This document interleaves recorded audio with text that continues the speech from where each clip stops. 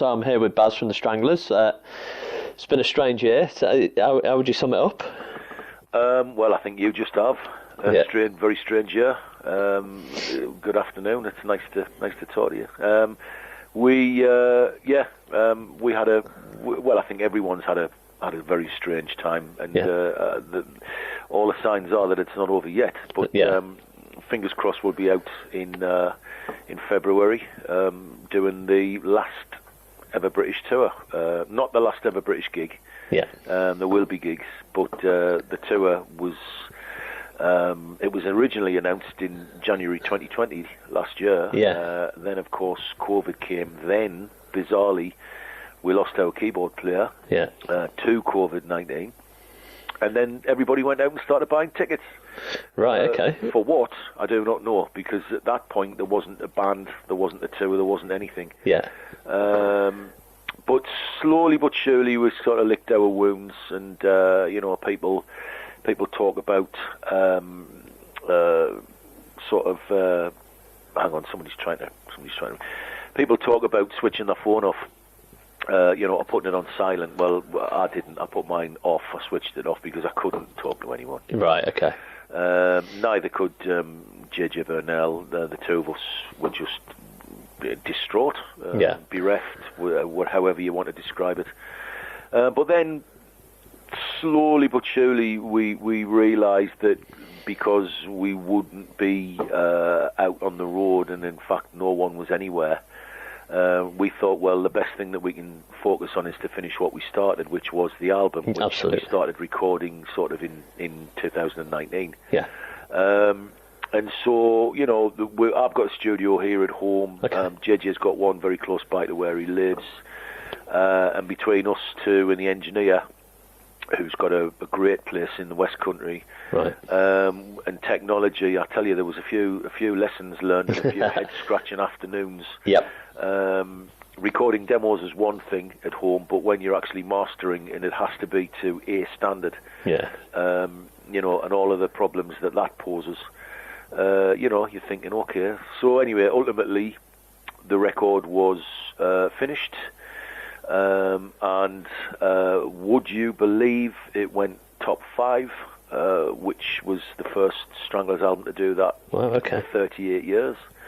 I know there was a great deal of sentiment and emotion attached to it, of course, because Dave wasn't there. And of course Jet wasn't there, but I mean Jet hadn't been in the band for a while. Right.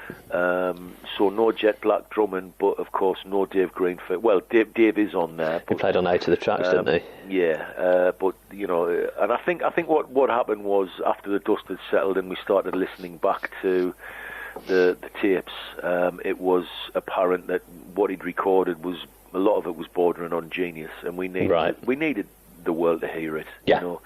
As a tribute and a testament to him. So that's what we concentrated on for major parts of last year, running into this in the earlier parts of this year.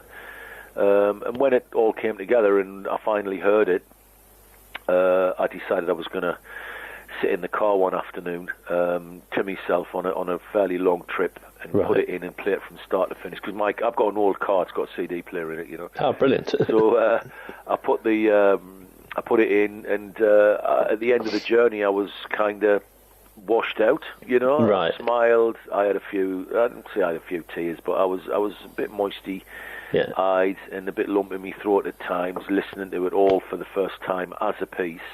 Yeah.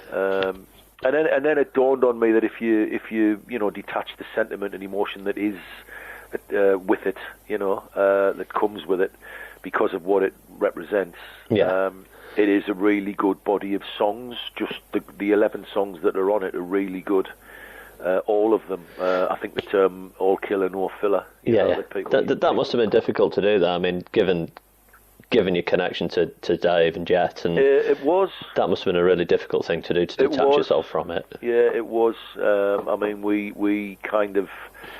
dealt with it as best we could, and there were moments where I couldn't listen to anything, and for quite a while after it was finally mastered and finished, I couldn't listen to it. Right. There are still a couple of tracks on there that I find difficult to listen to. Right. And I think that'll probably continue for a while. But all in all, it's been a very life affirming. If you know the context I'm using that in, it's been a very life affirming kind of time. We got a lot of love and support from fans around the world. Yeah. We got encouragement from Dave's widow, which was very important to us. Yeah. And you realise that people still do want to see this band, even if it is to say goodbye in February. Yeah. You know? I was going to ask. I mean, just on the album. I mean, just a 45-year career. I mean, there's 24 top 40 singles and 18, I think, top 40 albums, which alone is an incredible achievement. Yeah.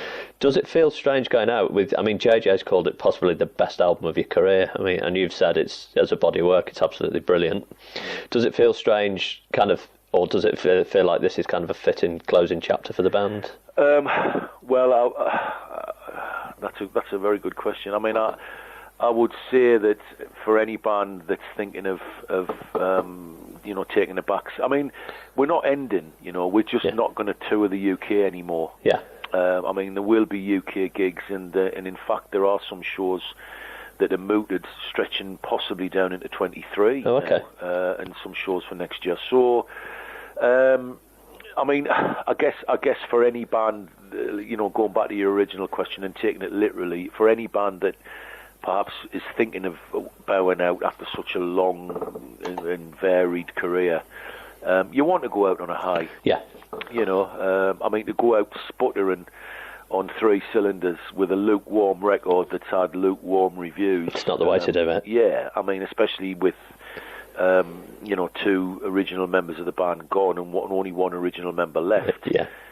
If it was crap, then you think, okay, fair enough, and you hang your guitar up. Yeah.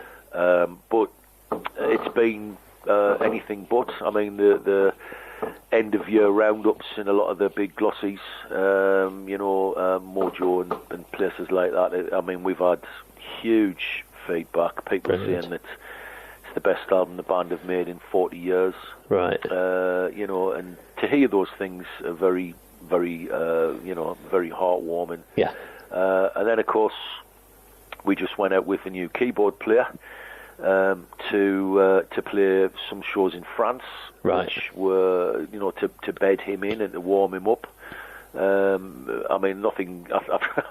I've told him there's nothing like walking on stage in Glasgow. I mean, that'll be that's 3,000 being Stranglers fans in Glasgow on a Saturday night, and the fall. We got 2 nights there. Yeah. That's something that you can only experience. You can't tell anybody what that's like. No, absolutely. So the gigs have gone fantastically. The guy is a wonderful player, and more importantly, as important really, is a really nice guy, because we spend so much time together. Right. And it is quite a bittersweet kind of emotional time. It certainly was on the first show. Well, where did you find him? He was in a band in the 90s called Rialto. All right, okay. I don't know if you ever heard of them. No, it's not. They did, yeah. I mean, if you look them up, they were around. They knocked on the door for a while and had a little bit of a career. But he was a Stranglers fan, right, and he made no apologies for that. But also, I think more so, he was a Dave Greenfield fan. Right. You couldn't have asked for anything better then. Sorry? You couldn't have asked for anything more perfect then. Well, no. And also, he's a bona fide eccentric geek, which Dave was as well. You need that. To play keyboards in this band, I think you need to be like a little bit kind of unhinged. Yeah.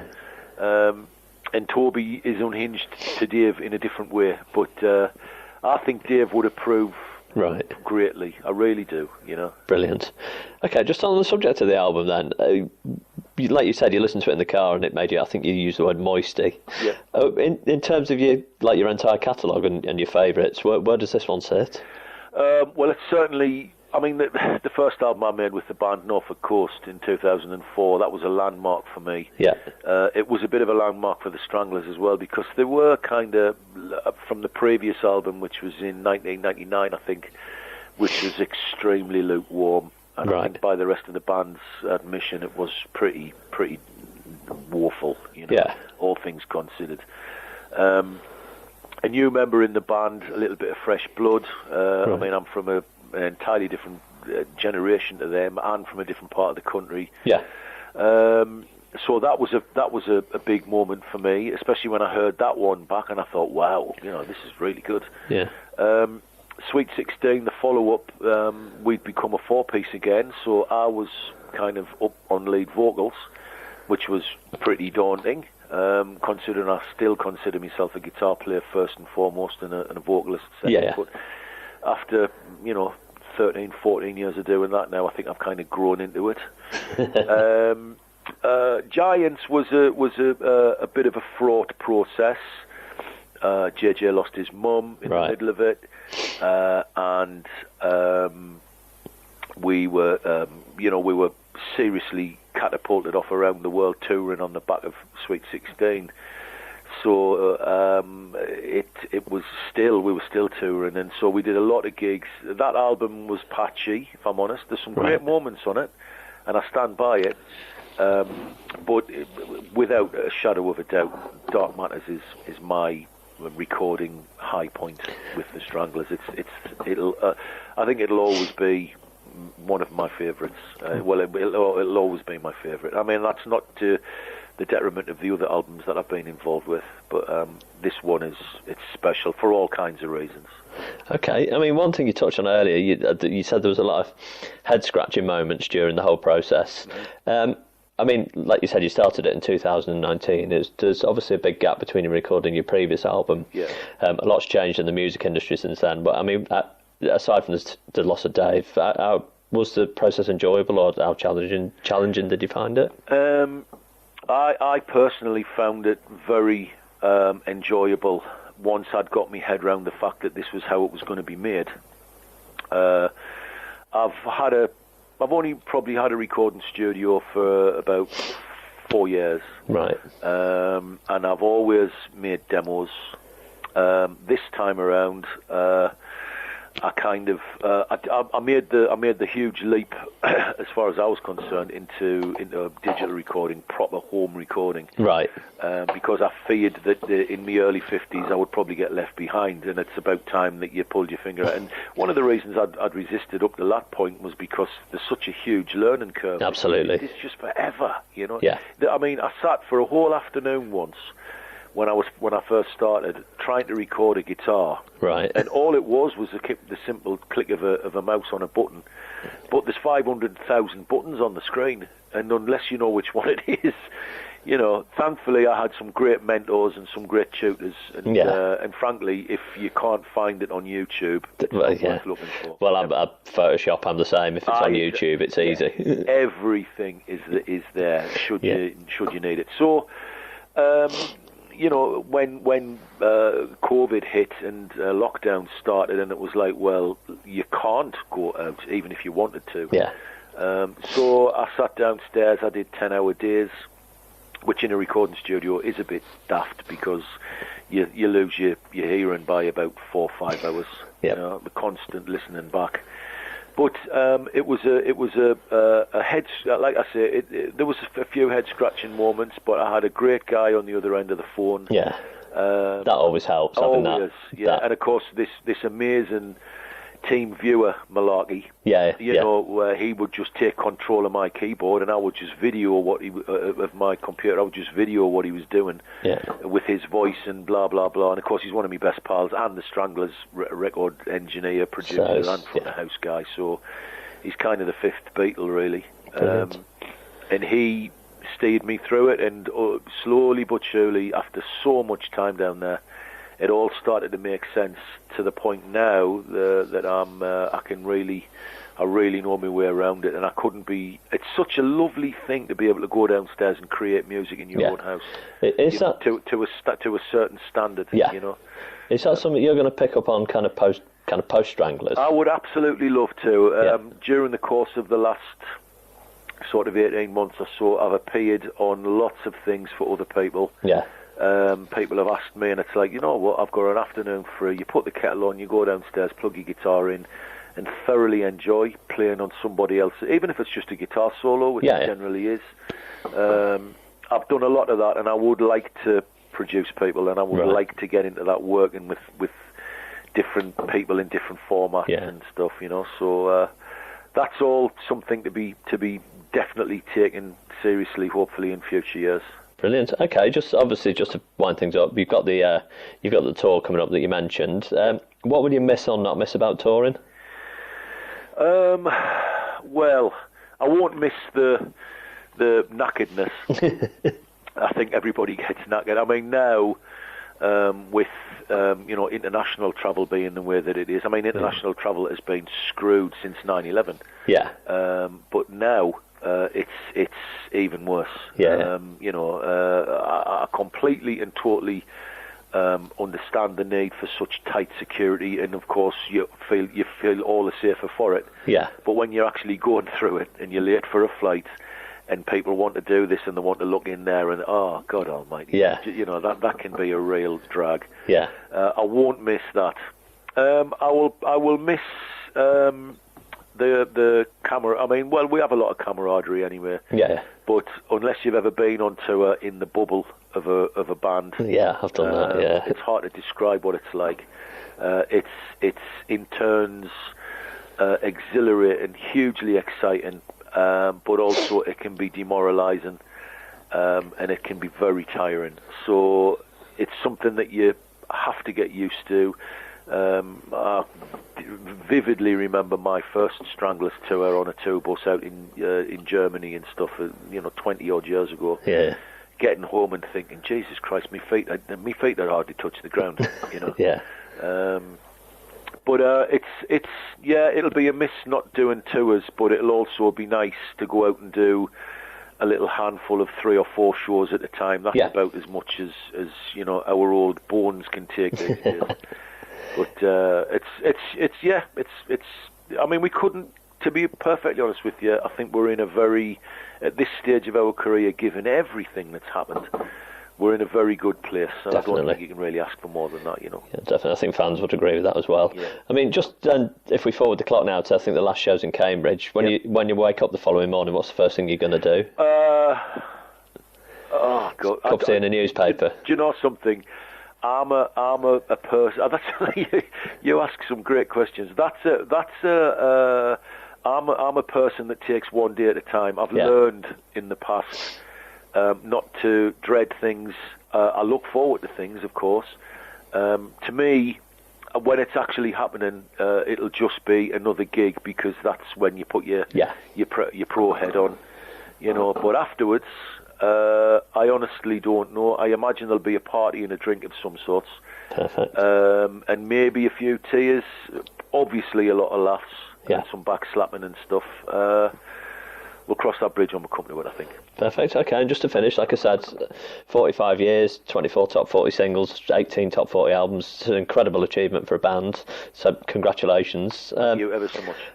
How would you want Stranglers fans, like you said, it's not the end of the band, but how would you want Stranglers fans to remember you? Me personally, or the band? The band.